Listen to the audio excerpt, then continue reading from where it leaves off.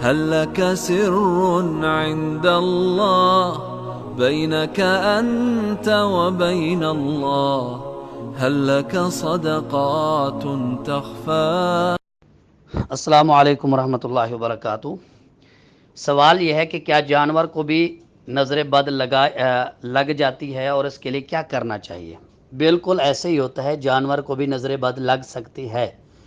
عموماً ہوتا یہ ہے کہ جب ہم کسی چیز کو، اچھی چیز کو دیکھتے ہیں جس میں یعنی ہوتا تو یہ ہے کہ کسی چیز کا خوبصورت ہونا یہ اللہ کی وحدانیت، کیونکہ اللہ وحدہ لا شریک کی وہ تخلیق ہے، اللہ نے اس کو بنایا ہے، خوبصورت بنایا ہے۔ بس اوقات جانور دیکھنے میں خوبصورت ہوتا ہے، بس اوقات دودھ دینے میں خوبصورت ہوتا ہے، زیادہ دودھ دیتا ہے، تو دیکھنے والے لوگ جو ہیں وہ دیکھ کر لا حول ولا قوت الا باللہ، سبحان اللہ، ماشاء اللہ، لا قوت الا باللہ یہ پڑھیں تو انشاءاللہ اس سے کبھی بھی نظر نہیں لگتی۔ نظر کب لگتی ہے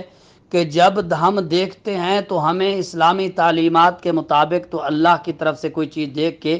یعنی یہ ایک نشانیاں ہوتی ہیں، تو ان کو دیکھ کے ہم اللہ کی تسبیح کرنا، اللہ کی تحمید کرنا، تکبیر پڑھنا اور ذکر کرنا سے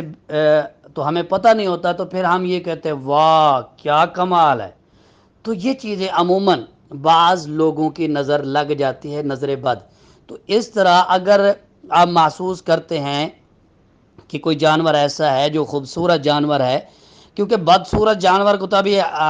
کوئی نہیں کہے گا کہ نظر بد لگی ہے، خوبصورت جانور ہے، بس اوقات دودھ دینے والا جانور ہے جو دودھ اچھا دیتا ہے، زیادہ دیتا ہے، اور مختلف اس کے پاس لوگ آتے ہیں دیکھنے کے لیے، تو اس وقت آپ ان پہ آیت الکرسی پڑھ لیں، آخری تینوں کل پڑھ کے یہ دم کر لیں، اور جو دعائیں ہیں باقی نظر بد کی، آپ وہ دعائیں پڑھ کے اس پر دم کر سکتے ہیں، اس جانور پر بھی جو آپ لوگوں پر، یعنی بچوں کے لیے دم کرنا ہے یا کسی بھی نظر بد کے علاج کے لیے، تو آپ جانوروں پر بھی وہ دم کر سکتے ہیں۔ واللہ تعالی اعلم۔